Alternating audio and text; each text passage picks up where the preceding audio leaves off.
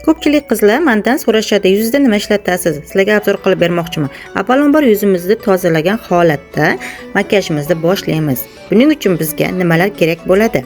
Yuzimga birinchi o'rinda ba'zi o'rinda 12-170 artikulga gel filler ishlataman, suraman va orqasidan gubka bilan 66-60 artikulga ega tonalka ishlataman. Va ko'zimdagi qorayish bor, ozroq konsiler ishlataman, gubka bilan surib olaman buni ham. Va 910133 kistichka bilan tenlarimni surib olaman chiroyli qilib. Va hozir 50-373 artikulga ega tush suraman, 2 barobar ob'yom beradi. Chunki kiprigim yo'q, qaranglar, tush surgandan bittada o'sha effekt bilinadi va ko'zni ochadi. Fiberlik tushlari juda ham zo'r, kislorod bilan ta'minlab kiprigingizni beradi. Va labimda 41-462 artikulga matoviy pomadani surib olaman. Makiyajim ustidan 36-71 spreyimni sepib olaman. Endi sochimga navbat suxoy shampun ishlataman 27-02.